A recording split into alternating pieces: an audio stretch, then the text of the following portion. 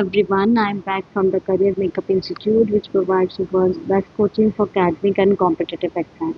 This is my next video for class 9, chapter Lines and Angles. हमने Lines and Angles का जो chapter था उसमें हमने पीछे बनाया था उसकी इंट्रोडक्शन वीडियो, जिसमें मैंने मैक्सिमम से मैक्सिमम आपके डाउट क्लियर करने की कोशिश करी है। उसमें एंगल्स के टाइप्स बताए थे जो आपको इसमें बहुत यूजफुल होने वाले हैं। तो आज जो मैं करवाने वाली हूँ वो करवाने वाली हूँ आपको एक थ्योरम है 6.1। आपको चलिए देखते हैं क्या है वो थ्योरम। उस थ्योरम में क्या बोला हुआ उसने, वो कह रहा है कि if two line intersect each other then the vertically opposite angles are equal. ठीक है, तो गाइस मैंने वर्टिकली अपोजिट बता दिए थे आपको कौन से लाइन एंगल्स होते हैं। वो एंगल्स होते हैं जो जब दो लाइनें आपस में इंटरसेक्ट करती हैं एक पॉइंट में, तो वहाँ जो एंगल बनते हैं वो वर्टिकली अपोजिट एंगल होते हैं। ठीक है, तो यहाँ पे ए बी और सी डी आपस में एक पॉइंट पे कहाँ पे इंटरसेक्ट हो रही है, ओ पे। तो हमने प्रूव क्या करना है कि हमारे जो ये है ये वर्टिकली अपोजिट एंगल्स बन रहे हैं। ठीक है, तो यहाँ पे सबसे पहले जो पॉइंट होता है वो होता है गिवन का, यानी वो पॉइंट जो आपको उस क्वेश्चन में गिवन में दिया होता है। ठीक है, सबसे पहले मैं क्या लिखूंगी, इसका गिवन लिखूंगी। तो क्या गिवन में क्या दिया था उन्होंने बोला है कि टू इंटरसेक्टिंग लाइंस दी हुई हैं, two lines intersect each other, यानी टू लाइंस दी हुई हैं कौन कौन सी, two lines A B and C D intersect each other, एक दूसरे को कहाँ इंटरसेक्ट कर रही हैं, एट ओ पे। ये गिवन में से बोला हुआ। सेकेंड स्टेप जो होता है वो होता है हमारा टू प्रूव का स्टेप। ठीक है, टू प्रूव में आपने क्या करना होता है, वो चीज़ लिखनी होती है जो इसमें आपने प्रूव करनी है। जैसे यहाँ पे क्या प्रूव करना है कि vertically opposite angles are equal, और वर्टिकली अपोजिट एंगल्स कौन कौन से बन रहे हैं यहाँ पे, यानी आपका ये वाला एंगल इसके बराबर होना चाहिए और ये वाला एंगल इसके बराबर होना चाहिए। सो मैं लिखूंगी एंगल ए ओ सी को किसके बराबर करना है, एंगल बी ओ डी के, और एंगल बी ओ सी को किसके बराबर करना है, एंगल ए ओ डी के बराबर। ठीक है, तो ये प्रूव करना है।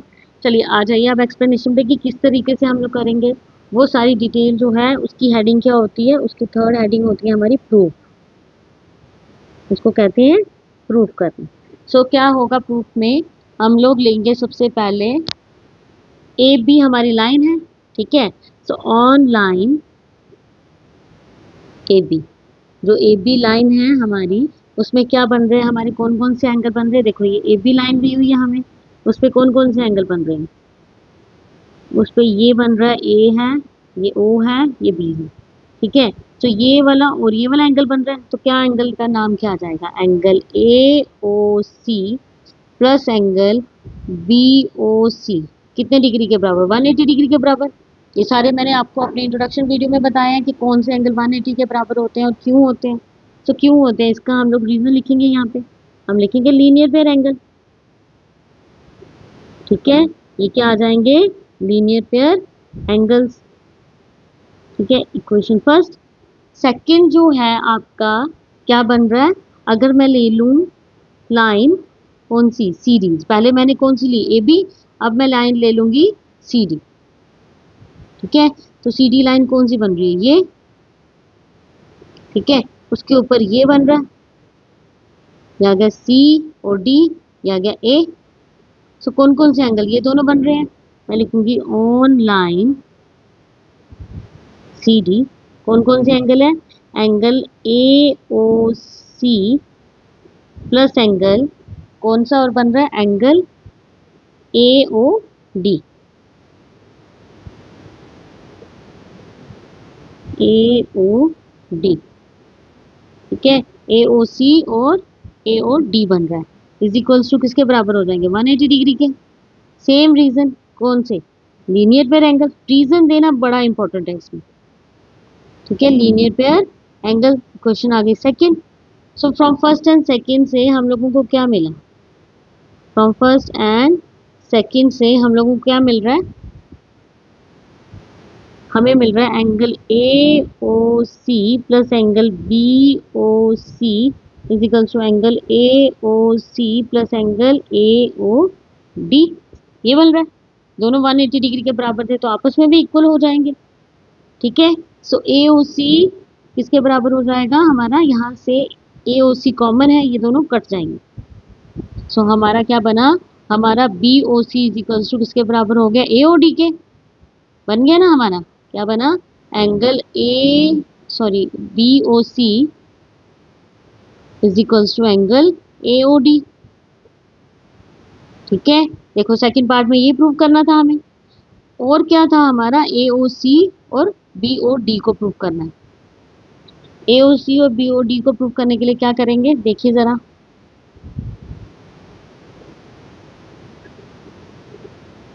ये थी डायग्राम हमारे पास। ठीक है,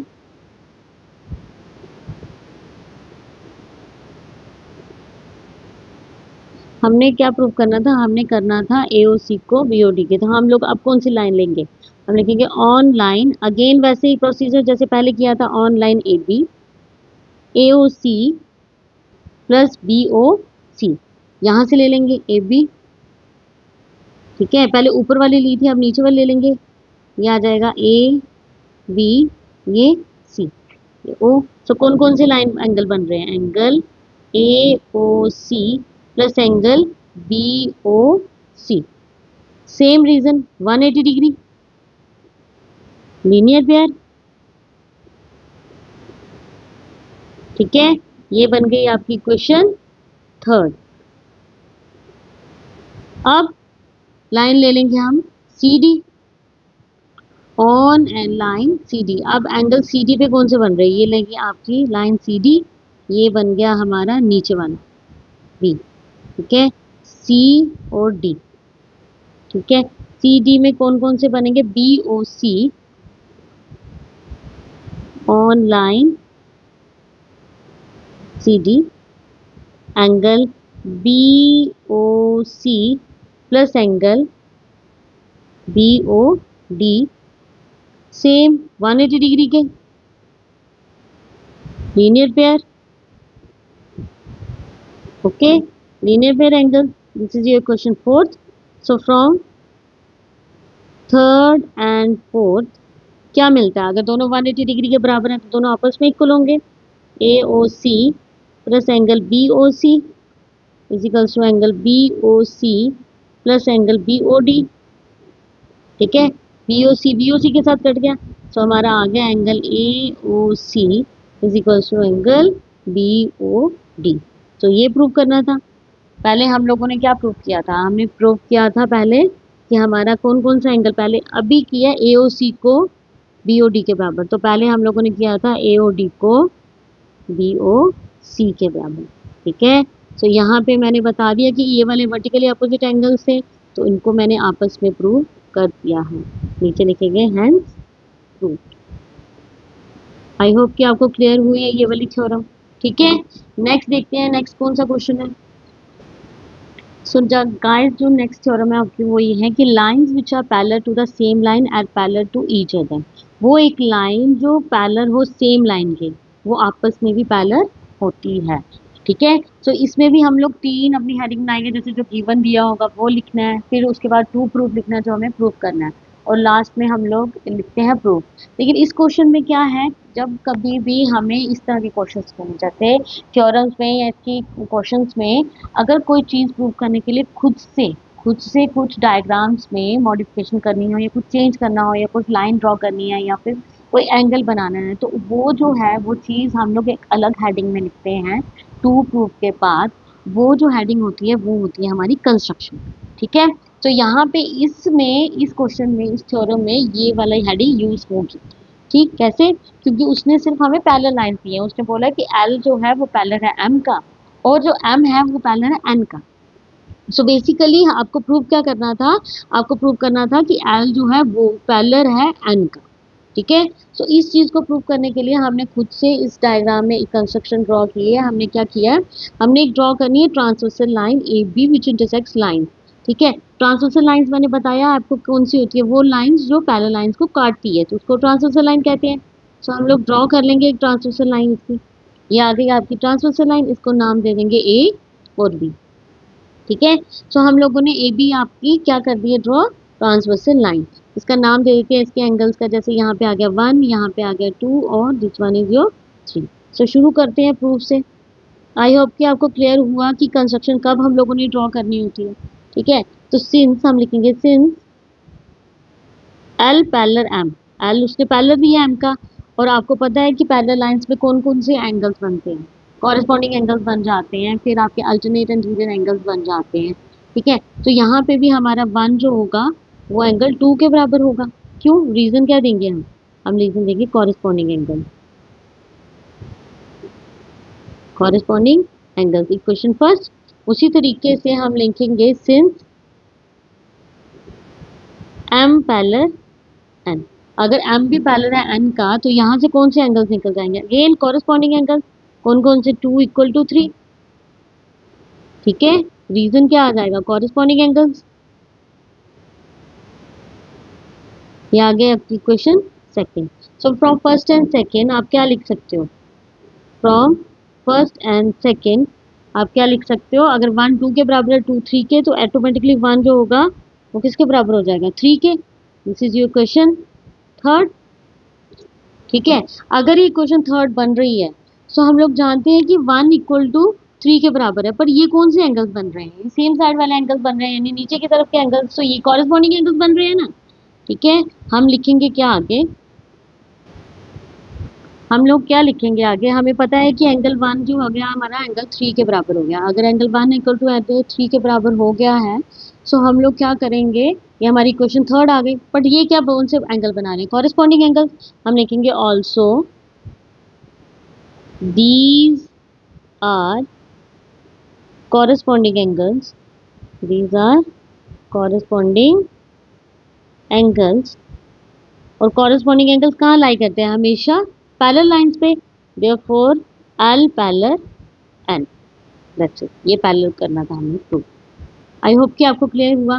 मैंने कैसे लिखा, मैंने हमें जो गिवन दिया था वो उसमें दिया हुआ था कि दो पैरेलल लाइंस आपस में एक सेम लाइन के पैरेलल हैं, तो हम लोगों ने उन दोनों को आपस में भी पैरेलल प्रूव करना था, यानी एल पैरेलल एन लिखना था। तो इसमें मैंने एंगल्स बना दिए। अब यहाँ पे मैंने क्या करना था, मैंने इस डायग्राम को यानी इस थ्योरम को प्रूव करने के लिए इस डायग्राम में थोड़ी सी चेंज लाई, उसको मैंने हेडिंग दे दी कंस्ट्रक्शन। ठीक है, उसको हेडिंग दे दी कंस्ट्रक्शन, उस कंस्ट्रक्शन के थ्रू मैंने यहाँ पे एक ट्रांसवर्सल लाइन ड्रॉ कर ली जिसने एंगल्स बनाए 1 2 और 3। ठीक है, हमें गिवन दिया था कि एंगल लाइन एल जो है वो लाइन एम के पैरेलल है, तो obviously angle 1 equal to angle 2 होगा because of corresponding angle. Same हमें दिया था कि एंगल सॉरी लाइन जो है एम जो है पैरेलल आ गई एन के, सो हमारा एंगल 2 जो आ जाएगा इक्वल टू होगा एंगल 3 के बिकॉज ऑफ कॉरेस्पॉन्डिंग एंगल। सो दोनों को इक्वेशंस को जो हमने कंपेयर किया है, तो उस इक्वेशन से हमें क्या मिलता है कि एंगल 1 जो आ जाएगी एंगल 3 के बराबर हो गई। तो एंगल 1 जो है एंगल 3 के बराबर हो गया, पर ये कौन से एंगल्स बना रहे हैं, ये बना रहे थे कॉरेस्पॉन्डिंग एंगल्स, और कॉरेस्पॉन्डिंग एंगल्स हमेशा हमारे कहाँ बनते हैं, पैरेलल लाइन पे। सो इसलिए एल पैरेलल टू एन हमने प्रूव करना था, तो ये हो गया। सो आई होप कि आपको क्लियर हुआ होगा गाइस, ये आपको आई होप गाइस कि जो मैं वीडियोस बनाती हूँ आपको अच्छे से समझ आ रही होगी मेरी। Please do like and subscribe to my video. आपके कोई भी डाउट होगा प्लीज़ मुझे बताइए, मैं उसको क्लियर करूँगी। सो आज की जो वीडियो है इसमें मैंने आपको 6 चैप्टर की 2 थ्योरम्स करवाई हैं। ठीक है, so that's all for the day, remaining I will take in my next video. Till then bye and take care.